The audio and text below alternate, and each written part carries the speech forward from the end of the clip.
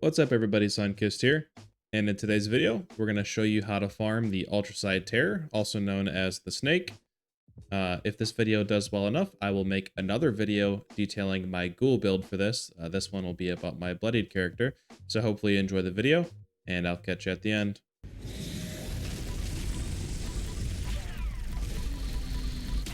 And just like that, in 51 seconds, we got it done.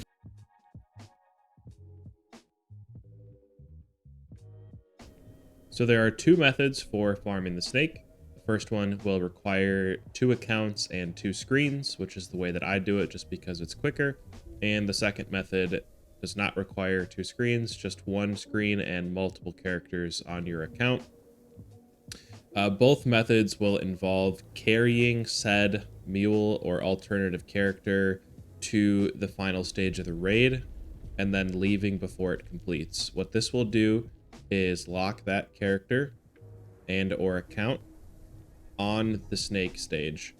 So from then on, that mule account / alternative character will be the raid leader going in. So my mule count is in here. I'll go ahead and join this team. I'll enter the raid with the mule.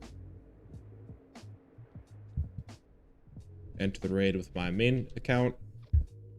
And also, if you're doing this with friends, you'll want to make sure that everybody is inside the raid before you go ahead and back out with your mule account. So now that I'm loaded in, the mule's loaded in, you can see that my quest marker objective is explore the deepest caverns. That's what you're going to want. So I'll back out here with my mule. And now, essentially, my mule account, that is the party leader, is still saved on having the snake as its, active raid objective. So you pretty much just keep resetting it that way. And the best way to get down there is to have some sort of weapon that you can down yourself with. So for me, since I'm a bloodied build, I'm gonna use the cremator, and it should spawn me right down over by the snake. There we go. So you only really need one person to go down if you have teammates, because once you activate the snake, it'll pull everybody down. So that is the first method.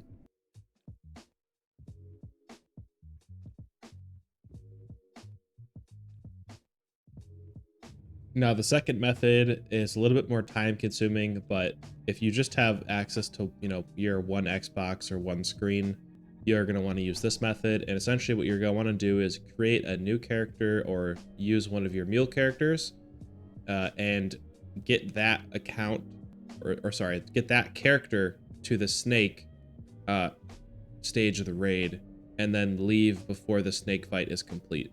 So for example, I could bring one character into the raid, get them to the snake, and then leave. All right. Now what I'm going to do with that character is create a team, have your friend join that team. Now that you're on a team together, you're going to walk in as the leader with your alternative character. Your teammate will walk into the raid. After you're both in, you will leave the raid with your alternative character, leave the server, switch characters back to your main character, join back in the lobby or in that server with your friend, and then join his new raid team or her new raid team. And essentially, you'll be on the snake, and you'll just have to keep going back and forth between characters. Sorry, motorcycle went by. You'll just have to keep going back and forth between characters. Essentially, go to your alternative character to load up the snake, have your friend join, back out with the alternative character, leave the server, change to your main, load back in, go in the raid, and off you go. Sorry if that's confusing, so if you have more questions about it, let me know in the comments.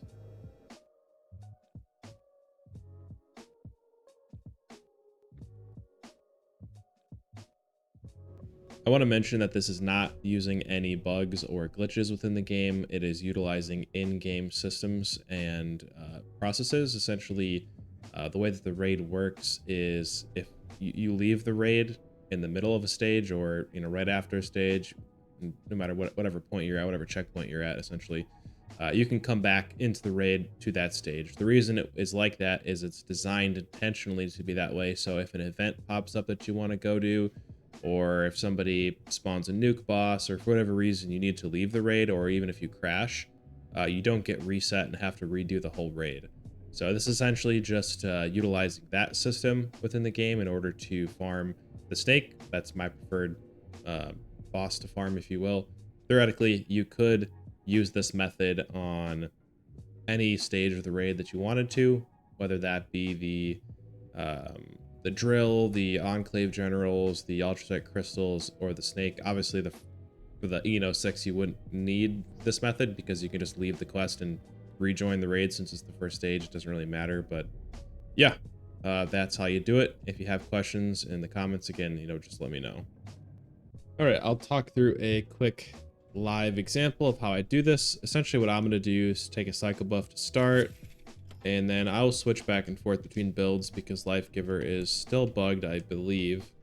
Then I will use a toxic goo and a dirty water to get myself right down to 19% health, so just enough to trigger the Nerd Rage health threshold.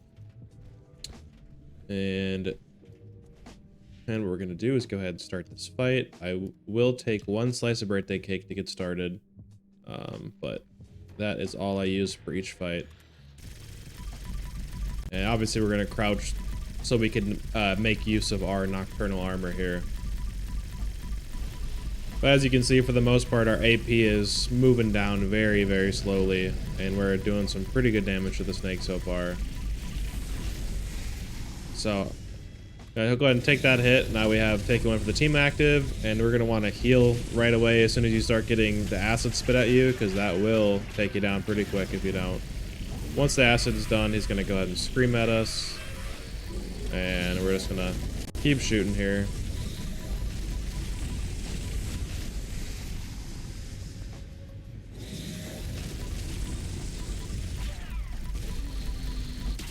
And just like that, in 51 seconds, we got it done. And then we'll switch to our Gatling laser, which should give us a fusion core back. Yep, I just saw it.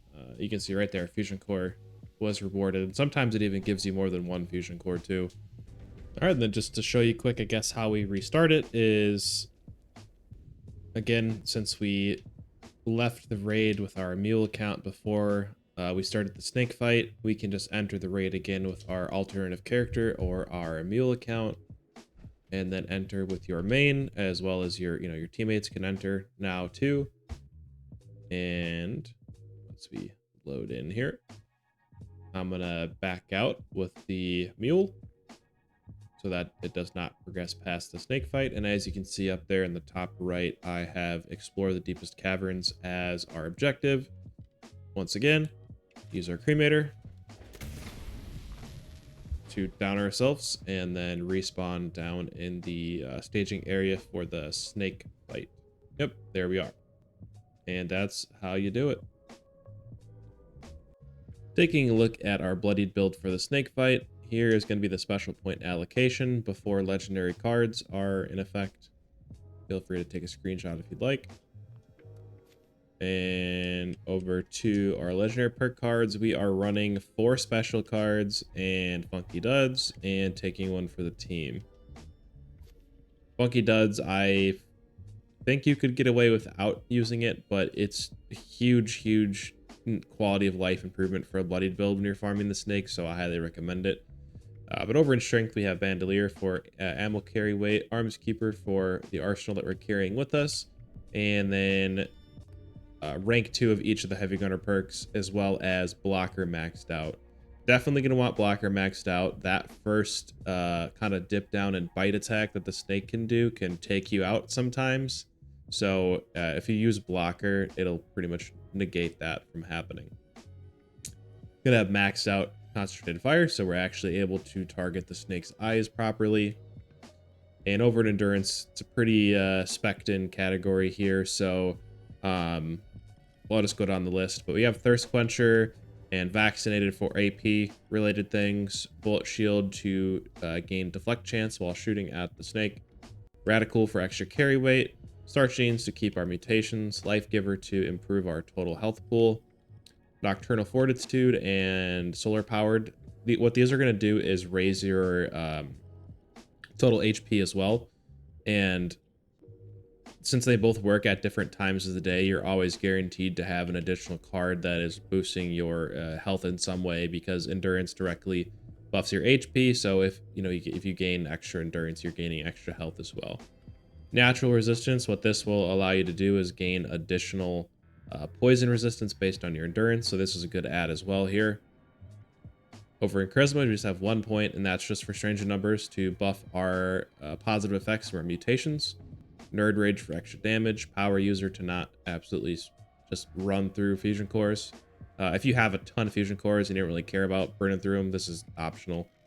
Stabilized for extra damage, since it gives us some armor penetration and accuracy. And batteries included to carry all of our fusion cores and plasma cores. Over in Agility, we pretty much have all the Onslaught cards maxed out except for Gunslinger Master. We're not going to want to run Reverse Onslaught. And then just 1 rank of Born Survivor for extra healing when we get low. Over in Luck, it's a pretty standard VATS critical build. One call out though is that I am running Curator because I do run bobbleheads and magazines for heavy gun crit damage. You could get away with not running 4-leaf clover or ricochet or even quick hands if you want, and then you could run Bloody Mess instead. But since the way that I farm the snake includes my mule account, I'm sharing Bloody Mess with that character anyways, so I don't need it in my particular build, but you could definitely substitute that in. So for our armor, it is going to be 5 pieces of Nocturnal. So what this does is just gives you a crap load of AP when you're cloaked, and gives you extra perception, which buffs VATS accuracy. So I'll show you in a moment how I'm doing that. But I do want to call out, it is Union power armor.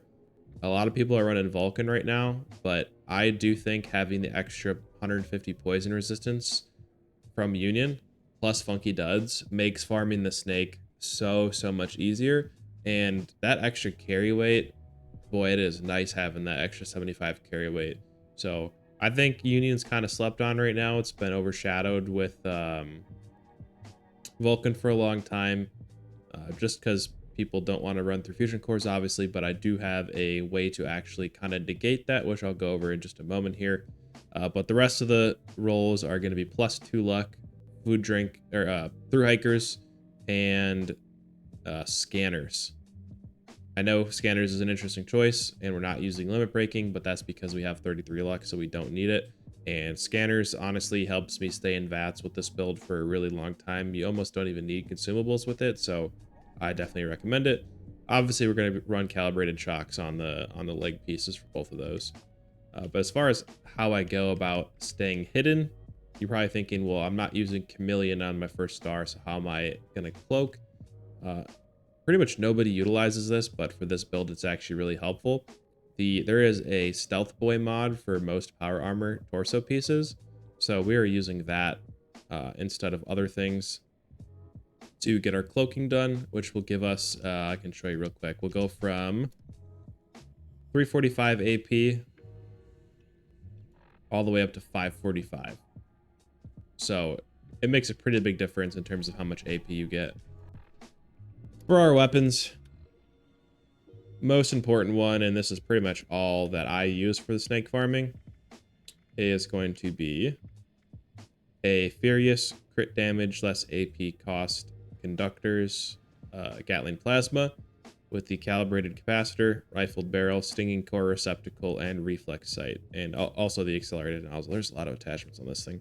And I was fortunate enough to finally get myself the light 'em up paint, so happy about that. But this is what I use. Another great option here would be essentially the same exact rolls, except for the first star being quad, and then you would run the pepper shaker with the plasma mag. That's also another good option. Some people like to run that. I personally prefer the Gatling Plasma. I do think it is a little bit faster, and it's also easy to not run through ammo because you're just using plasma cores. What I mentioned earlier about not wasting fusion cores is that you just need to bring a Gatling laser into the raid with you, And whenever you complete stages of the raid, switch to this weapon and hold it in your hands, and then you'll have a chance to get a 75% fusion, a 75% charged fusion core as a contextual ammo drop from the raid. So that's how I kind of pretty much avoid wasting fusion cores. I pretty much get back what I use if I pull this out at the end of the stage of the raid. All right, we covered a lot. Last thing is going to be mutations. We are running Adrenal Reaction, Bird Bones, Eagle Eyes, Egghead, Healing Factor, Herbivore, Herd Mentality, Marsupial, and Speed Demon. As far as temporary buffs, we are running a Heavy Gunner Bobblehead, and then I think it might have ran out, but I am running a Tesla Science 7 as well to buff the crit damage on the Gatling Plasma. That is going to do it for today's video. Thank you so much for making it to this point. Hopefully you learned something new. And if you did, definitely hit that like button and subscribe. And I'll see you in the next video. Catch you later.